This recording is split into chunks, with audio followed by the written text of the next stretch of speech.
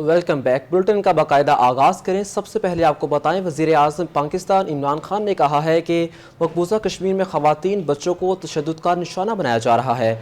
عالمی برادری کشمیر کی صورتحال پر بھارت سے جواب طلب کرے۔ وزیر اعظم پاکستان عمران خان نے تشدد کے شکار افراد کی حمایت کے عالمی دن پر ٹویٹس کرتے ہوئے کہا کہ مقبوضہ کشمیر میں عورتوں اور بچوں کو پلیٹ گن، جنسی تشدد، بجلی کے جھٹکے اور ذہنی جسمانی تشدد کا نشانہ بنایا جا رہا ہے۔ اقوام متحدہ کی انسانی حقوق تنظیم کی رپورٹ نے بھارتی قابض افواج کے مظالم کی تفصیلی بیان کی گئی ہے۔ عمران خان نے کہا کہ مودی کی ہندوتوا حکومت کے احکامات پر مقبوضہ کشمیر میں قابض بھارتی افواج مظالم کر رہی ہے۔ عالمی برادری کی انسانی حقوق کی کھلم کھلا خلاف ورزی کی جا رہی ہے اور مظالم پر خاموش ناقابل قبول ہے۔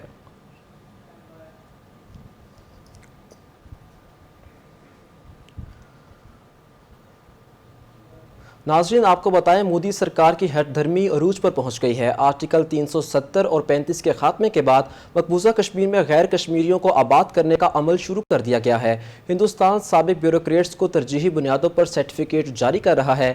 آپ کو بتائیں کہ بھارت کے مکروہ عزائم پھر کھل کر سامنے آ گئے ہیں۔ مقبوضہ وادی میں غیر کشمیریوں کو آباد کرنے کی سازش بے نقاب ہو گئی ہے۔ مودی سرکار نے آرٹیکل 370 اور 35 کے خاتمے کے بعد مقبوضہ کشمیر میں غیر کشمیریوں کو آباد کرنے کا عمل شروع کر دیا ہے، جو اسرائیلی طرز پر ڈیموکریٹک گرافی کی تبدیلی ہے۔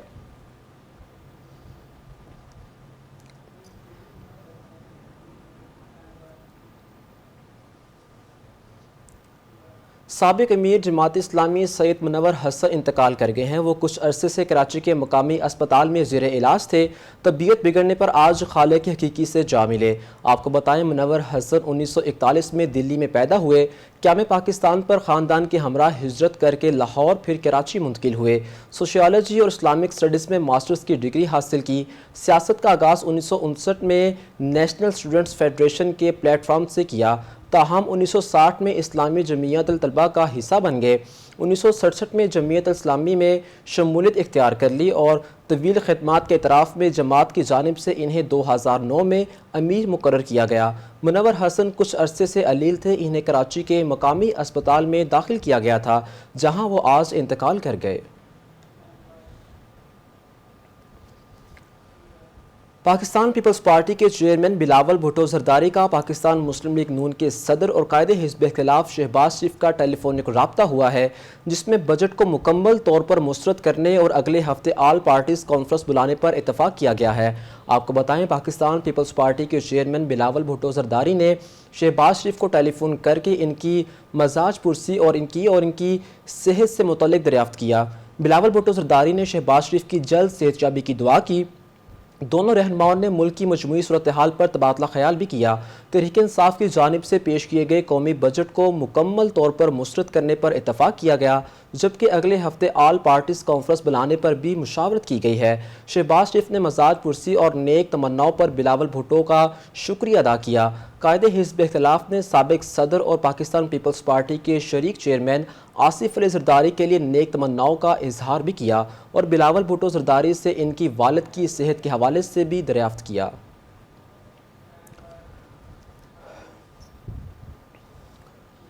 پاکستان میں کرونا کے تصدیق شدہ کیسز کی تعداد 1,95,745 تک پہنچ گئی ہے، جبکہ ایک ہی دن میں 59 افراد جاں بحق ہو گئے ہیں، جس کے بعد اموات کی مجموعی تعداد 3,962 ہو گئی ہے۔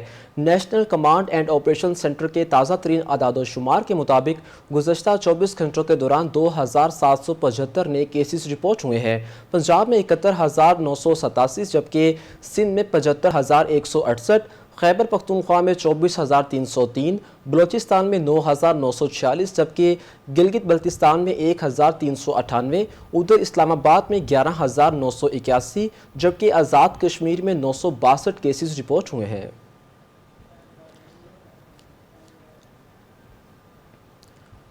اور آپ کو بتائیں، شیخ رشید ملٹری اسپتال سے ڈسچارج ہو کر گھر منتقل ہو گئے ہیں۔ واپسی پر وفاقی وزیر نے اسپتال عملے کا شکریہ ادا کیا ہے۔ شیخ رشید کورونا کے باعث 11 جون سے زیر علاج تھے۔ آپ کو بتائیں، وزیر ریلوے شیخ رشید احمد ملٹری اسپتال سے ڈسچارج ہو کر گھر منتقل ہو گئے ہیں۔ واپسی پر وفاقی وزیر نے اسپتال عملے کا شکریہ ادا کیا۔ شیخ رشید کورونا کے باعث 11 جون سے زیر علاج تھے۔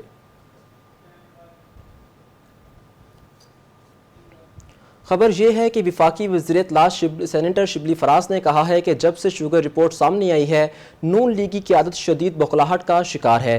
وفاقی وزیر اطلاعات سینیٹر شبلی فراز نے اپنے ٹویٹ میں کہا کہ احسن اقبال آج شوگر مافیا کی وکالت کر رہے تھے، وہ جانتے ہیں کہ اس مافیا کی سرگنا ان کی قیادت ہے۔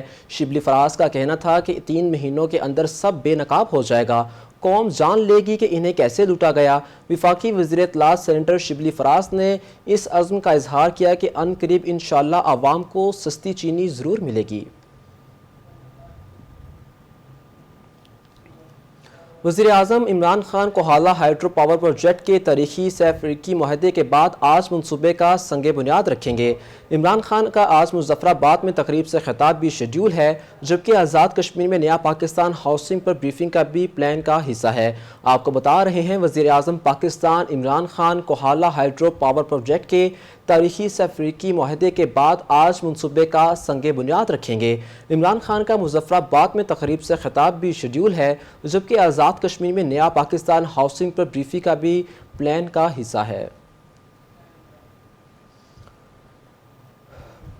احسن اقبال نے عمران خان کو پاکستان کا گورباچوف قرار دے دیا ہے۔ انہوں نے کہا کہ عمران خان کا تعلق ریاست مدینہ سے نہیں، سوویت یونین سے ہے۔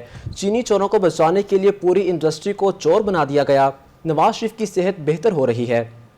پاکستان مسلم لیگ نون کے رہنما احسن اقبال نے میڈیا سے گفتگو کرتے ہوئے کہا کہ یہ ثابت ہو گیا ہے نیب شواہد کے بغیر لوگوں کو گرفتار کرتا ہے۔ جنہوں نے کھیلوں کے میدان بنائے وہ نیب میں پیش ہو رہے ہیں۔ ایک جہاز کریش ہونے پر پوری ایوییشن انڈسٹری کو داؤ پر لگا دیا گیا۔ یہ ایک ایک کر کے ہر شعبے کو کریش کر رہے ہیں۔ احسن اقبال کا مزید کہنا تھا کہ ریاست مدینہ پاکستانیوں کے لیے ایک مقدس تصور ہے۔ نیب کو کچھ نہیں ملتا تو نئی ٹیمیں ہمارے پیچھے بھیج دی جاتی ہیں۔ گزشتہ 10 روز سے ایف آئی اے کی ٹیمیں ہمارے پیچھے لگی ہوئی ہیں۔ ہم حکومتی ہتھ کنڈوں سے گھبرانے والے نہیں ہیں۔ لوگوں کو گرفتاری کے نام پر ہراساں کیا جا رہا ہے۔ ان کا مزید کہنا تھا کہ نواز شریف کی طبیعت بہتر ہونے پر دل کا آپریشن ہوگا۔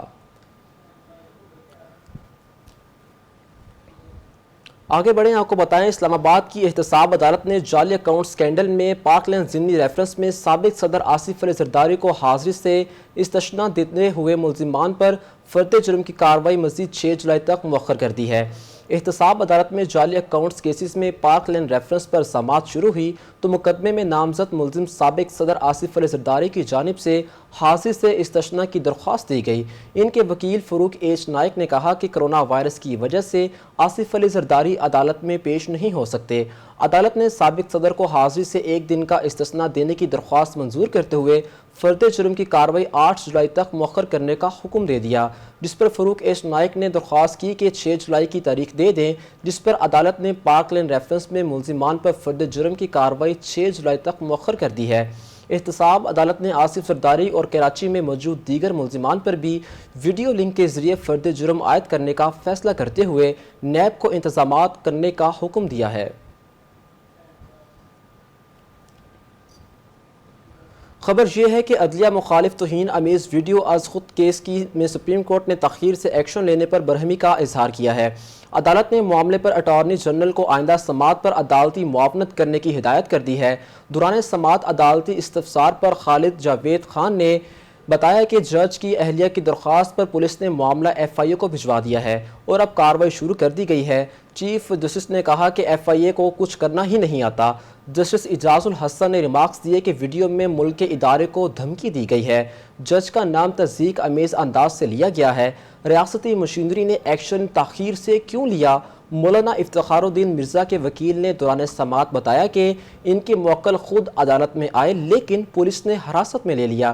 چیف جسٹس نے استفسار کیا کہ پولیس نے کیوں پکڑ لیا؟ مولانا صاحب کو بلائیں۔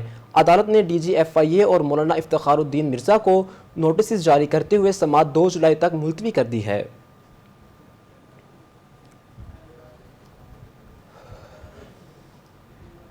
وفاقی وزیر تعلیم شفقت محمود نے کہا ہے کہ 15 جولائی سے تعلیمی ادارے کھولنے کا کوئی فیصلہ نہیں ہوا۔ شفقت محمود نے سماجی رابطے کی ویب سائٹ پر ٹویٹ کرتے ہوئے واضح کیا کہ سوشل میڈیا پر تعلیمی ادارے 15 جولائی سے کھولنے کی افواہیں چل رہی ہیں۔ 2 جولائی کو بین الصوبائی وزیر کا اجلاس ہوگا، تمام صوبوں کی مشاورت سے فیصلہ کیا جائے گا۔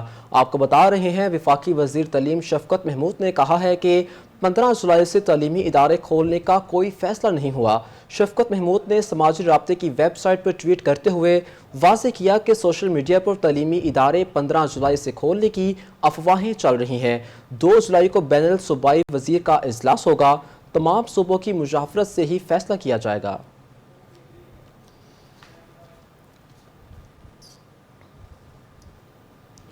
خبریں اور بھی ہیں، شامل کریں گے ایک شارٹ بریک کے بعد۔